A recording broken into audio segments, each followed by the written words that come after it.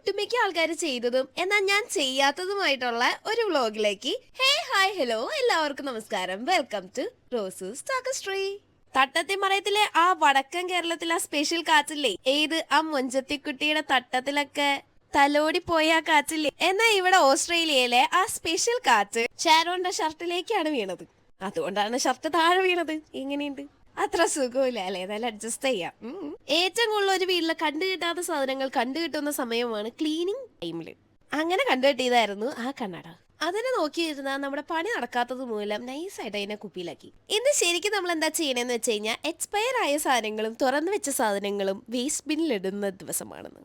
ചില സമയത്ത് നമുക്ക് ചില കാര്യങ്ങൾ ചെയ്യാനായിട്ട് ഇവിടുന്നാണ്ടോക്കെയോ ഒരു എനർജി വരത്തില്ലേ, അതുപോലെ എനർജി വരുന്ന ദിവസങ്ങളിൽ ചെയ്യാൻ പറ്റുന്ന പരിപാടിയാണ് ക്ലീനിങ്.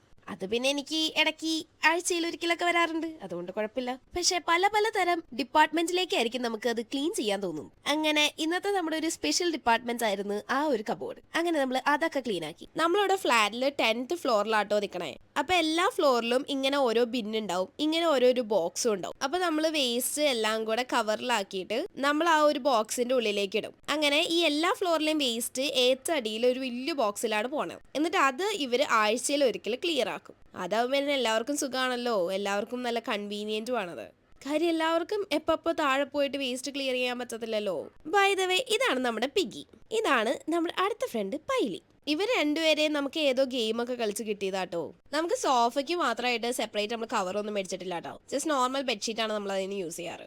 ഉല്ലാസവേളകൾ ആനന്ദകരമാക്കി വർക്ക് ഫ്രം ഹോമിൽ വർക്ക് ചെയ്തുകൊണ്ടിരിക്കണം. കെട്ടിയോനെ ഇടയ്ക്കൊക്കെ ഡിസ്റ്റർബ് ചെയ്യണതിൽ തെറ്റൊന്നുമില്ല അല്ലേ? അത് നമ്മുടെ കല്യാണത്തിന് ആൽബത്തിന്റെ കൂടെ അവർ ചെയ്തെന്ന കലണ്ടർ ആട്ടോ. അങ്ങനെ വർത്താനൊക്കെ പറഞ്ഞത് എന്റെ ക്ലീനിങ് കഴിയാറായിട്ടോ.